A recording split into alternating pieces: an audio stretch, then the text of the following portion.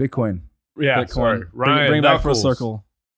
Pumpjack Power, Crypto Power, Digital Infrastructure Group. Digital Infrastructure Group. Man, you got all kinds of stuff going on, That's dude. it, man. Busy. So you're gonna tell us about it. Tell Absolutely. the story, all that stuff. I mean, it's easy for us because we all know each other well, and I love these kind of because it's super easy to like. What's your origin story with Bitcoin? Man, my origin story of Bitcoin. You guys know I'm a big poker player, right? I started hearing about Bitcoin when I was a senior in high school. I remember the first actual Bitcoin ATM in the entire planet was in Austin, Texas. Was it really? It really was. I didn't know that. Yeah, it was in downtown Austin, just outside of this music venue that I used to go to because it was an 18 up spot. I remember looking at this ATM and I was like, Bitcoin ATM. I was just like, what is that? And then as I started, I've obviously been playing poker a long time. A lot of the online poker websites started paying out in Bitcoin. And so a lot of my current holdings that I have right now came from my early days of just simply playing cards online and getting paid out in Bitcoin. Still have some stuff on flash drives, which is kind of crazy to talk about. But it really kind of started there. And I always knew I wanted to kind of be in the energy industry, right? I always wanted to be an oil man like Waylon and my pops and all that. I never really realized until about right after I graduated college how much the impact that Bitcoin mining has in the energy optimization of numerous verticals. And so got into Bitcoin really in 2011, was really just kind of playing poker, getting paid out. When I graduated business school and went to work for Waylon, I started kind of buying more actively. That was when the first running up kind of started happening. I was like, wow, I'm actually like got quite a bit of money here. And then in 2016, my brother-in-law married into the family. And one day on the golf course, he'd been a successful energy broker up in Dallas. And we kind of just hatched this idea to start a power provider that's solely tailored to the oil and gas industry. So Pumpjack Power came into the market in 2017, early 2017. So you pivoted out of SWDs. Thank God. In that wonderful market. Thank God. And you were like, you know what? We paid the most money on power. Let's do that. Let's go into the power space. That was it. The oil and gas business in 2014 took a really big hit. It was like Lived through that one. Oh yeah, that one sucked. That was tough, dude. Pales in comparison to what we've seen recently, but like at the time it was like catastrophic. It was big. I mean, we went from like almost $100 oil down to like $20 oil real quick. 18, 15, $20. Yeah, it was a tough time, and obviously as a small family office, and your entire revenue is based on that, on a commodity like that, it's a big hit. So, coming up with that idea with my brother-in-law, I just kind of looked at Waylon. I said, Waylon, we got to jump into this. This is a really good vertical for us to easily transition into. What was Waylon doing at the time? He was just running his own operations. Yeah. Okay. Small E&P. We had a bunch of stuff down in South Texas. We started a saltwater disposal business, kind of as another vertical. Went reasonably well. It was just a lot of operation overhead liabilities, and it was just a big pain. I literally, when Jake called me, asked him about saltwater disposal, I was like, worst. Run. Don't ever jump in. But we started Pumpjack. Very fortunate to take off real quick. That was 2017. And then fast forward late 2019, we started getting a bunch of calls for data operators trying to go plug into West Texas. And what's funny about Pumpjack, when we went to our credit facilities to go get credit to be able to buy, wholesale, and trade power, everyone was like, you're going to start a power company that only sells to the oil and gas industry? That's never going to work. Like literally every credit facility was hard for one to actually take it seriously. And then we finally found one, got it done, and we took off real quick. Very fortunate. But 2019 rolls around, and I basically start to get all these calls of data operators trying to plug into West Texas. And I literally went to our credit facility at the time, and I was like, hey, I want to start crypto power. Like this is the same turnkey approach that we give to the oil and gas industry is needed for the blockchain, probably even more because it's their largest OpEx. And that credit facility was just like, no, that's a huge risk. That industry is going to go boom and bust. And that's just stupid. So I was like really kind of butthurt about that. We, about a year and a half later, moved on from that credit facility, thankfully, and partnered with a new credit facility. And I just flat out leaned into it again. There was all these massive loads coming online in Texas. And luckily, everything kind of happens for a reason, like we were talking about. Had we come into the market with crypto power at that time, we would have probably gotten burned pretty bad because there was a lot of hosting companies that left some pretty big pay tabs with their Yeah. power providers during the downturn. Yeah, So everything a happens for a few. reason. Yeah, A few. You don't need to name names. I mean, I will. But Oh, yeah. no, Oh, yeah. But we came into the market. Wayland had Power Infrastructure Partners, electrical EPC company that was doing from permit to power for electrical infrastructure. And I really just saw, I was like, man, we've got a really big vertical to attack here. And so literally at the first Empower, that is when we launched Crypto Power. It came into the market. And since then, we've probably got 3 to 4x the amount of power in a short amount of time than Pumpjack's done, which Pumpjack does very well, but Crypto Power, I mean, just the need for that turnkey solution is absolutely there. So, well, and it's such a, sometimes there's a lot of like, that's what she said jokes, but yeah, it's such a massive load of power that comes on. Yeah. All these massive loads all across Texas. I've told somebody, I'm like, Hey, everything's bigger in Texas. Hey, baby, there it is. Hey, now. but you know what I mean? Like the scalability for like a group selling power. Oh, it's huge. I mean, it's incredible when you compare it to 100%. like basically everything else. 100%. So, yeah, get it. It what we caught ourselves doing, our job at Crypto Power is basically to not only supply you energy, but to optimize your energy position, right? What we've really mastered, we put together a great trade team that not only do we supply you power, but we optimize your positions in the market. So the game in Texas is not just sitting here mining Bitcoin. It's using Bitcoin to basically trade your electricity in the market and play that digital energy arbitrage game. And that's really what I've been very while at the same time providing some stability for the grid. 100%. So 100%. Yeah. The last 2 episodes we've been educated on everything about demand response and all programs. I feel like a genius now. Yeah, I do. I felt really stupid during the time. I've had to demand all the information at the main time. And I had a meeting before this show, and it was like all about the different kind of energy strategies and all this. And I was like, man, I'm so smart now. Yeah, I'm so smart. You got it. Yeah, got it. Got it. Yeah. I got to say, RIP, Brad Jones, former ERCOT president, CEO, huge mentor to me. He was really the guy that got people talking about the benefits on a large scale of Bitcoin mining, because in all honesty, there's really no other large flexible load that can respond to the grid other than Bitcoin. There's some industries that can do it, but not the scale. Not the scale. Absolutely not. And I tell people this all the time. I'm like, where the Bitcoin mining industry is right now, I tell Wayland this all the time. Like, at first, Wayland was like, oh, Bitcoin mining, crypto power, what are we going to do with this? Like, now, obviously, he's like, oh, I love Bitcoin. Like, Wayland's cool, man. Wayland's a hoot. We'll definitely get him back on Oil and Gas Startups podcast. But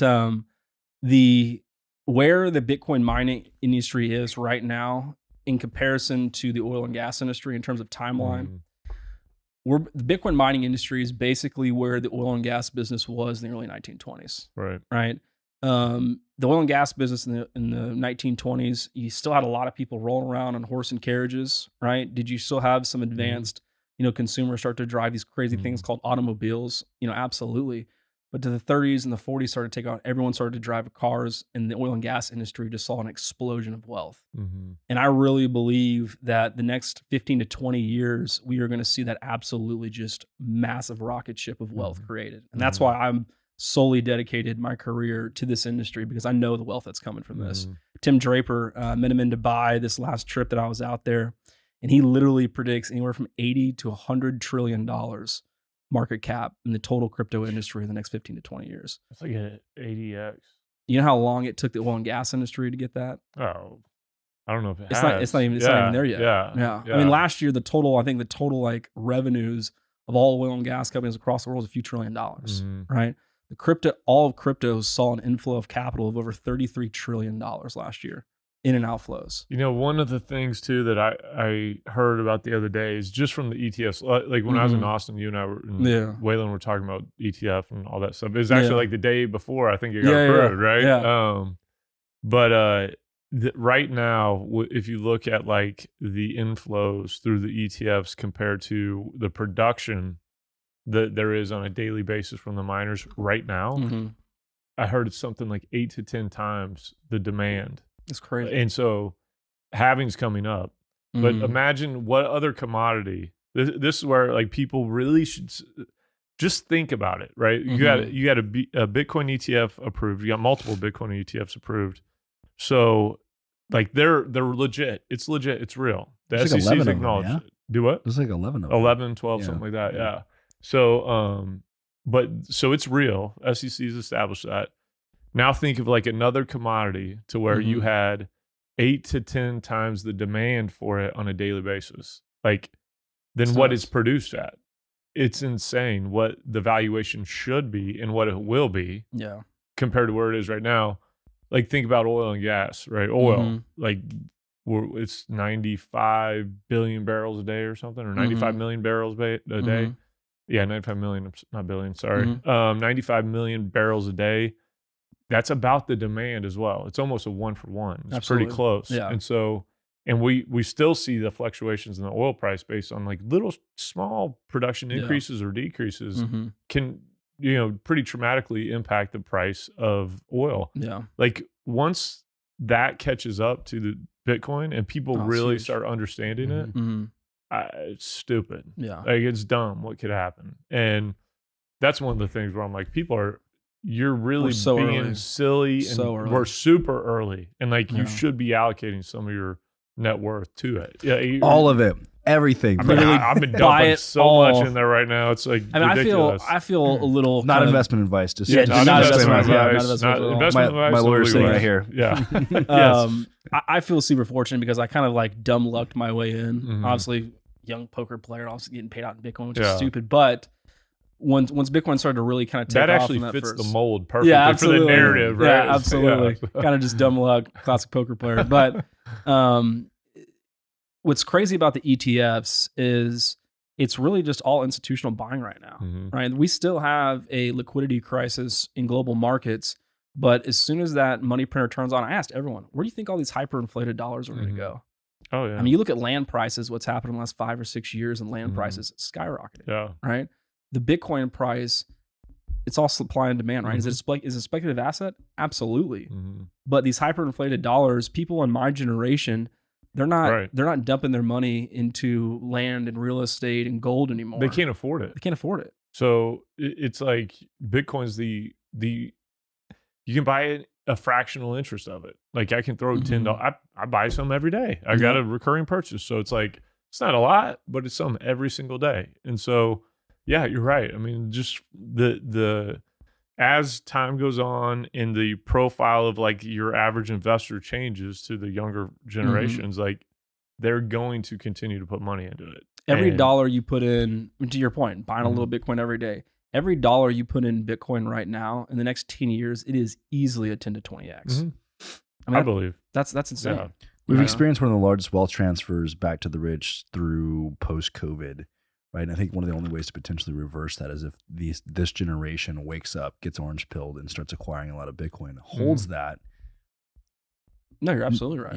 Not saying that the rich aren't buying Bitcoin because they fucking absolutely are. Right. Well, the boomer generation is holding majority of the world's wealth right now. Right. Yeah. Well, what's going to happen when all this wealth is starting to be transferred to the younger generations? Where are they going to put the money? Oh yeah. I mean, you look at their investment profiles, and it's heavily into crypto.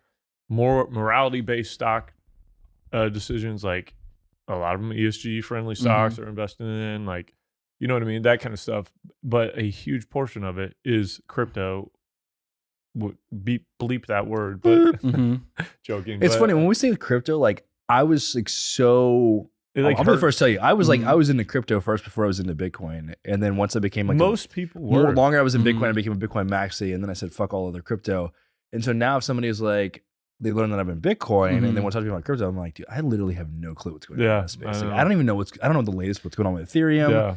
I don't know the latest with any fucking. I mean, there is some altcoin projects that you should, have some, run up upside with, right? I wouldn't put your whole basis to it, but the altcoin situation is from 2015 to 2020. Yeah, absolutely. Well, 1940. This podcast is sponsored by Don Julio. 1942. Thank you, Mr. Nuckolls and Pumpjack Power, Crypto Power, and Digital Infrastructure Group. Absolutely. Just the altcoin projects caught a bad rep just because there was so many scam artists that hit the market and just ripped people's heads off, right? And so There is some really good coins out there, though, that I'm a big investor in Filecoin. Filecoin's got some really cool applications of basically just being able to hold transfer data on the blockchain.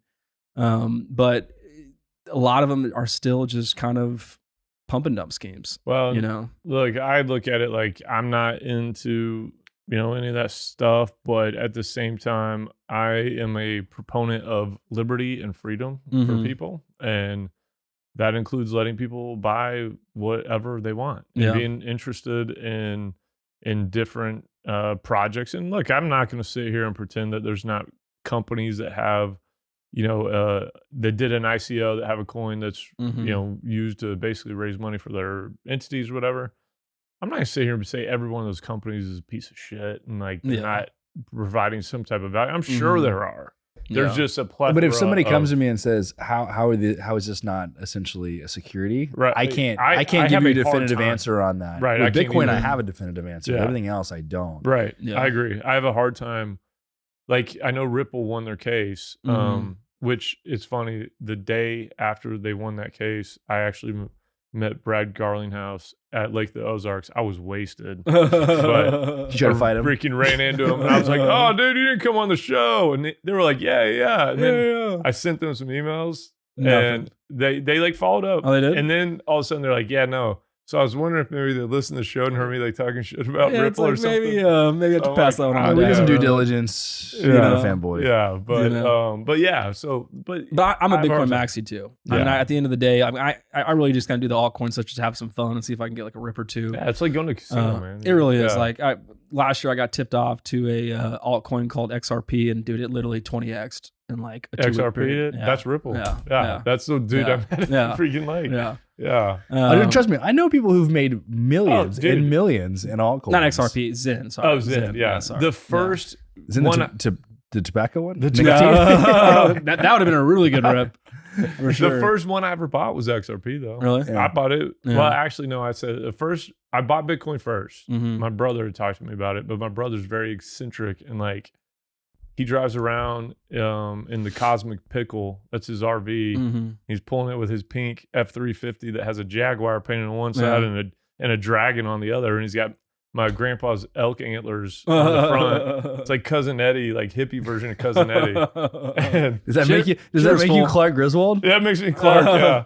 So he's like sitting there telling me about Bitcoin. I'm like, man, I'll try it out and check it out. But then I met Anadarko at the time, and I didn't come from any money. And I got all these people. I got to talk about it. I'm like, yeah, I got some Bitcoin. They're like, you're gonna go to jail. And all these people that came from money, their dads were lawyers, doctors, whatever. And I'm sitting here freaking redneck from Missouri. It's funny how the narratives change though from completely. The conception was like, oh, this is nerd money. Yeah. Oh, people are laundering money. Like, oh, this is just a speculative asset. And now everyone's kind of like, well, no, it's real. Maybe it's kind of real now. Yeah. Right. And I told all my friends and like, oh, Nuckolls, we missed the boat. I'm like, dude. No, you haven't. Absolutely not. Early. Like it's all about sitting there, being patient and holding. I read a great book a couple of weeks ago. It's called The Psychology of Money. And there's in their chapter, it's a fantastic book. It's a great book. And there's this. I have not read that. You definitely need to read it. It's like a New York Times bestseller. Oh, yeah. It's really, it's very good. But it talks about how in all investments you make, you're always going to pay a cost for that investment. What it means is, that investment's going to dip at some point, right? You're going to freak out like, oh, why did I put my money in Bitcoin? At some point, that asset is going to appreciate, and you're going to look back and be like, man, why did I sell my Bitcoin? Yeah, or why didn't I buy more? Right. But at the end of the day, Bitcoin is, in my mind, is it a speculative asset? 100%. But what it's going to go do in the next 10 to 15 years, and if you really have the patience to sit there and ride it out for that long, I've been invested into Bitcoin since 2011, over 12, 13 years now. It's drastically changed my life, and I'm 33 years old. If I can hold Bitcoin for another 30 or 40 years of my life and stay along, hopefully longer, what's Bitcoin going to be in the next 30 or 40 years? Oh, man, a lot. What's Jackson going to hold?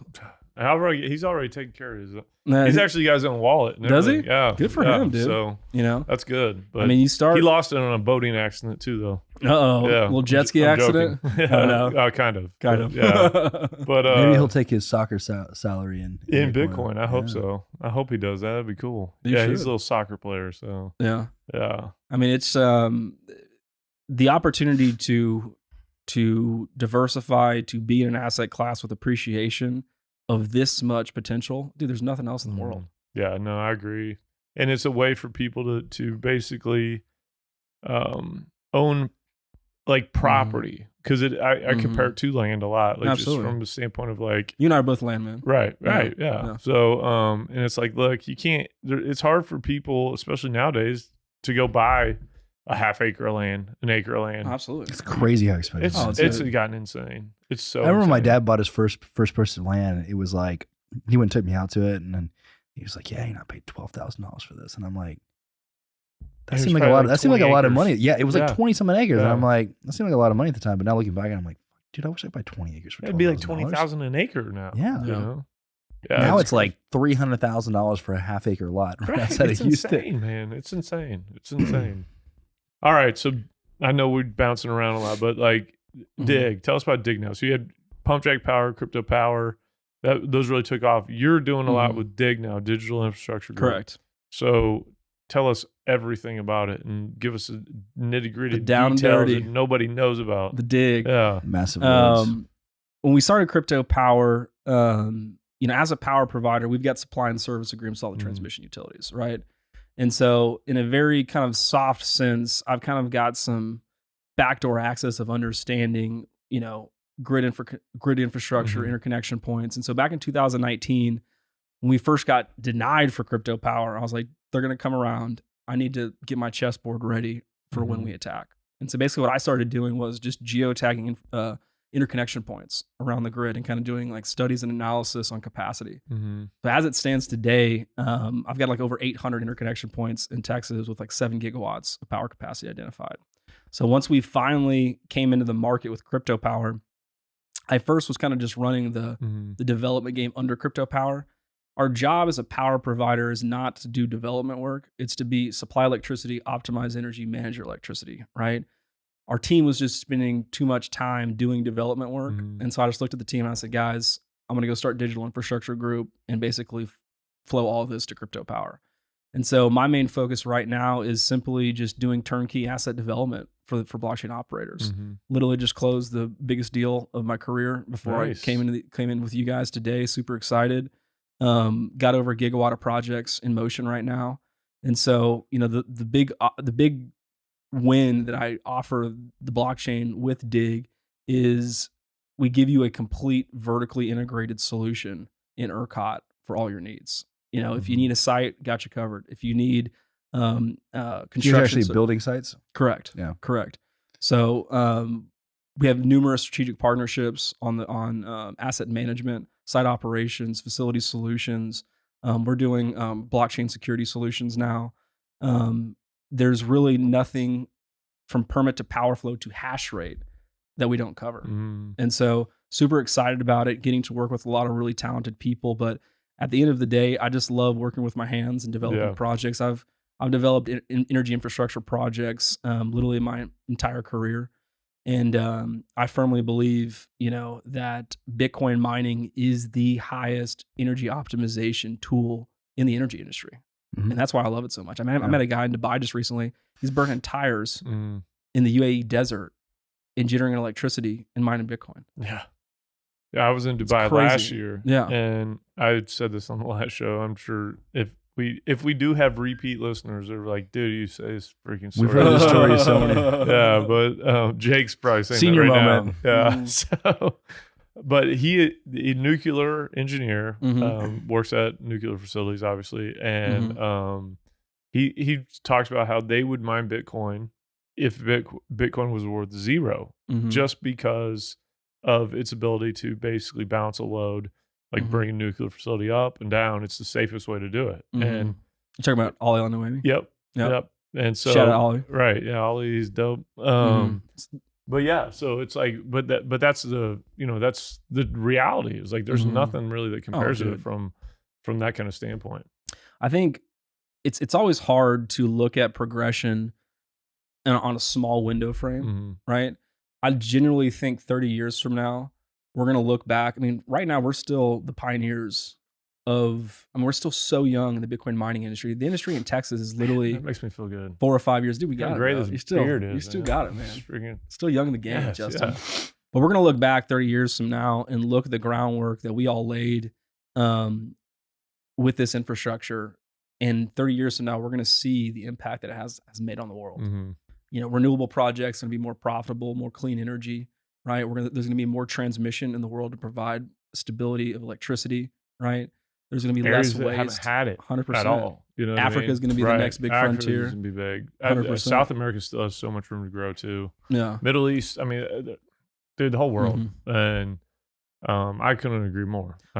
But with that energy and infrastructure, what's awesome about Bitcoin is, you know, you've got the US dollar, the ruby, and all these different currencies, but more and more nation states and individuals are diving into Bitcoin. And dude, I'm not trying to get all like sentimental here, but Bitcoin literally has the capability to unite the world, right? If we are all united together on a common front of believing in something, Bitcoin, right? It drops barriers. We're all together in the same boat. Well, it's kind of weird in that, because I agree that it has the opportunity to create, like, I don't want to be overstating things, but like from a standpoint of wars and international, you know, issues that pop up, most of them are centered around money. Absolutely. Yeah. And so it's like, this is probably something that could help reduce those situations. But at the same time, it gives so much autonomy to individual countries and states, because the currency, which is fiat currency, is typically a big problem everywhere. 100%. Everywhere. 100%. And so removing that aspect from like the economy, and like, I'm not going to sit here and pretend that this is something that's going to happen overnight, that the dollar's not going to exist. Like, I know there's a lot of people that act like that sometimes. It's like, that's not what's going to happen. Not in my opinion. I had actually a really interesting conversation the other day with someone. They were talking about CBDCs. Gross. Yeah. But what's crazy about it is, what if the dollar starts to be backed by Bitcoin, right? The US government, Kennedy was talking about that. Absolutely. Yeah. He created the first, basically what BRICS is doing right now, right? With backing it with natural silver. Right. Well, I'm talking about Robert Kennedy. Like, he's been talking about that with Bitcoin. Yeah. Yeah. That's really cool. Even if that didn't happen, even if we just got back to the gold standard again and have a stronger USD, and that's not gonna mess with Bitcoin at all. Bitcoin is gonna continue to grow autonomously. But being able to also save the USD would also be kind of nice, considering the implications that maintain our place in the world. Exactly. It's the global implications. Like, I don't know if y'all saw Putin sitting down with Tucker Carlson. Oh yeah. He's like, I don't understand why your country keep printing money and make you weaker in the world stage. I didn't watch it. Did he say that? Yes. Oh, he did, dude. It was crazy. He was like, your leaders make no sense. Why would you do that? Like, you're giving us more power by diluting your own currency. It's true. It's completely scary. true. It's scary seeing a guy like that talk, knowing where we've been historically, where we're at now. And then we have a senile president who like cannot make his way off stage. The crazy thing about it is people always ask, well, I go internationally and talk to people. They're like, what's going on in your country? What people have to understand about our current debt crisis is we have creditors, right? America is still to this day, economic powerhouse in the world, right? Well, if we have a bunch of creditors out in the world, they're still going to always just siphon off America. So they want to see us in debt. Well, what is the tool that gives the common man the ability to escape that matrix and to actually be taken down with the ship, right? Or be taken down without taking the ship? It's Bitcoin. Yeah. Without a shadow of a doubt. I mean, Alana has talked about that when she was on here. Like, people in Argentina buying silver spoons when they get paid in the morning, they go buy a bunch of silver spoons because it's a better use of their money than to hold their fiat, because it's getting next inflated. week it's devalued. Right. It's like, we'll just take this, melt it down. Right. So it's like, I mean, Bitcoin's much easier. That's the use case, right? That's a big attack on it. Also, it's like the use case for Bitcoin is way better than buying silver spoons. If you got $1 million today, my financial advisor was kind of laying this out for me, as sad as this is. If you got $1 million today, right? And I stroked Jake $1 million check. If Jake just held that one, do that. Yeah, do that. Yes, take please it. do that. Thanks. If you held that $1 million in cash all the way till 2050, your purchasing power estimated is going to be $485,000. If you put that same $1 million into Bitcoin and you held till 2050, and Bitcoin's at $1 million, dude, you're sitting at what, $10-20 million. Have you seen what Michael Saylor's explanation of why he got into Bitcoin? It was almost the exact same thing. Really? He said, I was doing estate planning for my family. And he was like, I was trying to take $100 million, and how is $100 million going to grow exponentially in 100 years? He was like, that's like how he was thinking about things. Yeah. And so he started looking at inflation. He started looking at all these various investments and stuff. And he was like, the true metric for inflation typically is on pace with the S&P 500, right? Which is significantly higher than what is actually reported, right? By like probably like 2x. And he was like, so to outpace that, I have to have some absolutely amazing fucking returns to grow $100 million over this time horizon. Yeah. That's when he got turned on to Bitcoin, and that's when he became a maxi, and that's when he started just accumulating as much as he possibly could. MicroStrategy is there's always creative ways to basically kind of get into the Bitcoin game, right? One of my favorite, Fred Thiel, is like one of my heroes in the blockchain industry. When I was in Tulum, I think Bitcoin was like sitting like sub 10,000. And I was just like, man, this run up's about to take off. And I was just like, all right, I got my Bitcoin. I don't really need to like keep buying Bitcoin. I'll keep buying a little bit. But there's sub 10,000. This dude's been Tulum a lot. There's dudes been Tulum a lot. I was literally sitting on the beach and I realized, I was like, there's about to be a massive run up in Bitcoin mining stocks. And I bought Mara at $4 and that stock ran up to 38. And I YOLO'd in it hard and just watched it all run up and hit the sell button. Every time I see Fred, I'm like, Fred, love you, dude. I tell him that story. He's like, Nuckolls, you're awesome, dude. Like, but there's creative ways that, hey, if you don't want to hold Bitcoin, go buy MicroStrategy. MicroStrategy is about to be an S&P 500 company, which is nuts, right? There's people a year and a half ago saying, oh, Michael Saylor, he's an idiot buying all this stuff. Like, they got like 18,000 Bitcoin. Dude. Is that how many they got now? It's like, it's crazy. It's like every month it's like new buy. But if you really believe in the run up of Bitcoin, which it's absolutely going to happen, there's a huge equities play to make on these Bitcoin mining stocks. You find an undervalued miner that hasn't had that much attention. I think BitDeer, which is not investment advice, BitDeer is a great company that doesn't have a lot of attention. It's one of like the lowest cost operators in the game. Their break even cost to mine Bitcoin is like $15,000 all in operating cost. And Samantha's cool. Yeah, shout out Samantha Robertson. Yeah, she's. We need to get her on the show. They'll definitely need to get her on the show. She's cool. She's really at the rodeo cook-off tomorrow. Oh, really? Yeah. Oh, yeah. I need to let Kelly know. He asked me if I go. Absolutely. Yeah. Do you want to come? Yes. Let's do it. Yeah. We're friends. Sarah's got to come. Oh, absolutely. Sarah's in. Sarah's in. Jake's like, going to vomit over here. Lover boy over here. God. All right. Sorry. My bad. I'll stop talking about That's I so just funny. love the girl. I'm She's in wonderful. love. She's great. Sarah's a great person. Yeah, you guys know her pretty Absolutely. well. Trying to get her to go work over there. They want to have it. I don't know what's wrong with those guys, but yeah. So okay. So can you tell us anything about like the project at Dig that you might have closed, or is that hush hush right now? I can talk in generalities. The stages of Dig is we kind of have three main buckets that we provide. Right. Bucket number one is turnkey site development. Right. So we basically go out and get your ERCOT interconnection approval, all your permitting, your land agreement, and your approved credit line. And we basically deliver that to you, which is a little bit... You guys do handle like the credit line and all that stuff? Absolutely. Oh, okay. Absolutely. Right. It's a little bit different than developers going out, putting their own capital into site, putting a premium on it, which there is value because time value of money, having an installed meter, there is value to that. Yeah. We approach it just a little bit differently because we work as an in-house dev team. So that's kind of our site development services.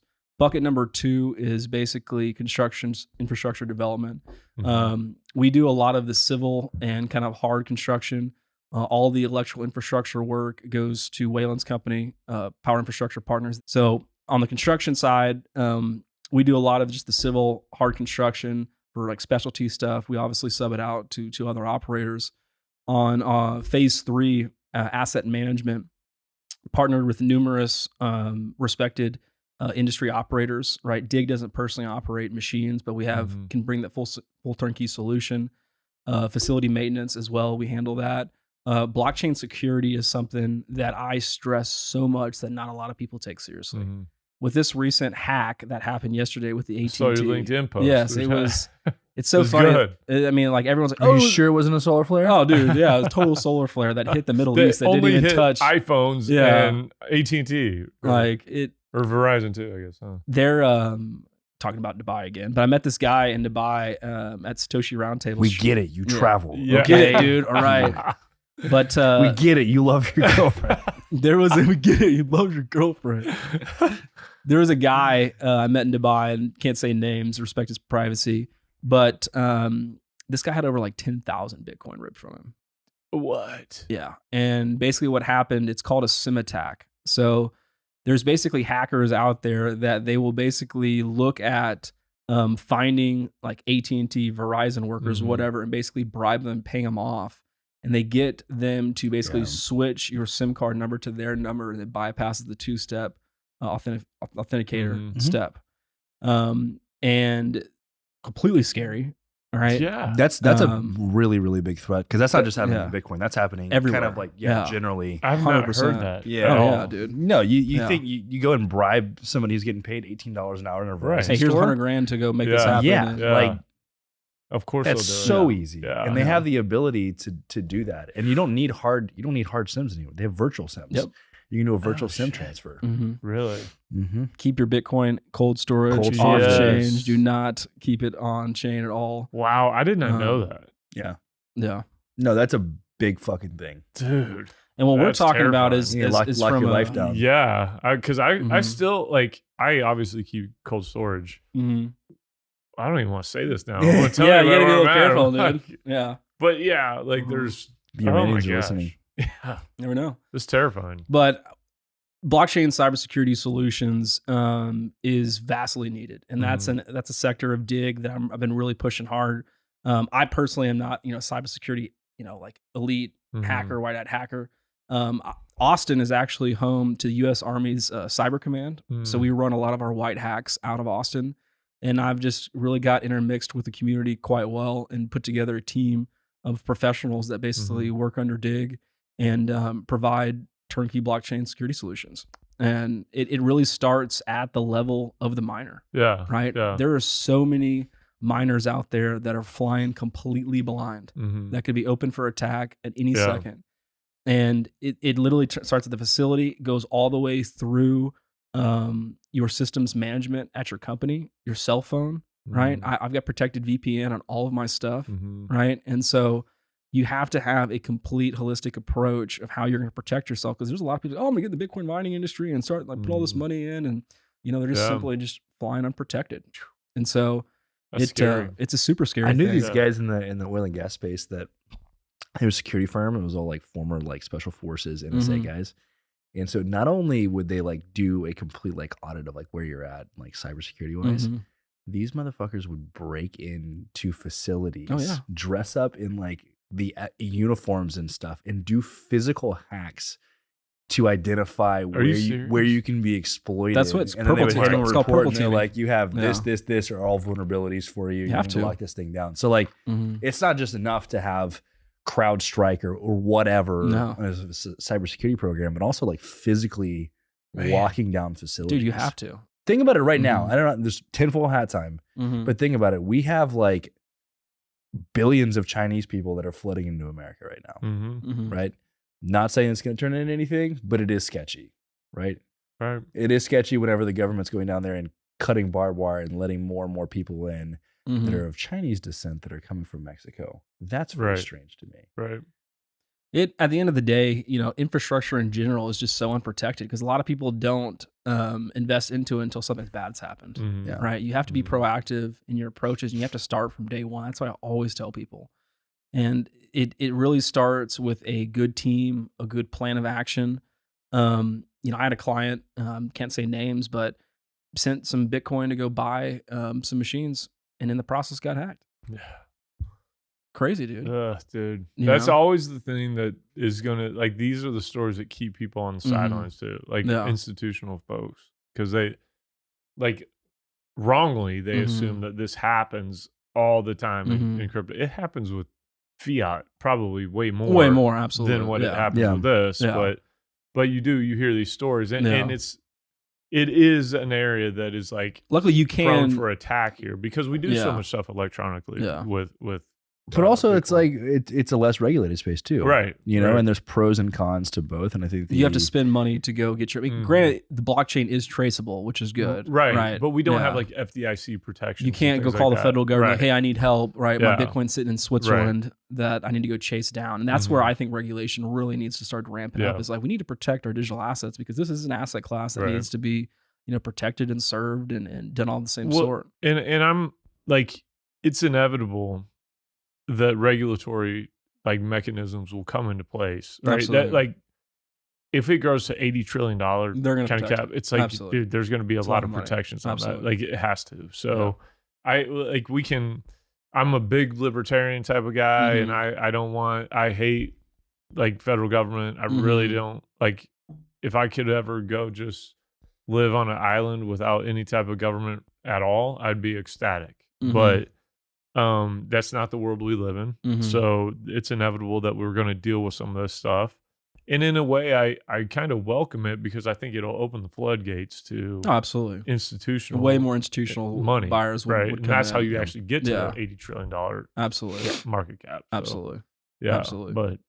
But yeah, so I don't know, dude. You got a lot of stuff going on, obviously, and I don't know, we're boys, and it's easy to talk to you, and I'm happy for you guys. Thank you. I'm one of the biggest fans of Pumpjack Power, Crypto Power, Dig. Like I know even in a way where I'm at now, Adicom, I guess in a way we could be competitors a little bit, but it's one of those co-opetition kind of deals that I think is a really lovely thing about our whole industry is that we all are here to further the case of Bitcoin and Bitcoin mining. And so it's like I'm just a big you're my boy, dude. There's a few folks in the industry that I'm not too entirely privy to, but y'all probably would know who they are. Dude, but there's some total douchebags in the space absolutely, too. Like absolutely. I'm not going to pretend that I'm that's just waiting not for true. somebody to drop a name. You know what we're going to say. You know who I want to say. They're watching. They know who they are. Oh, they are watching because they always beg to get on the show. Absolutely. Too. So, but I'm not trying to big time anybody. There's a lot of people trying to do the same. Like there's a lot of developers in the industry. Yeah. Right. There is. But what I always try to do is,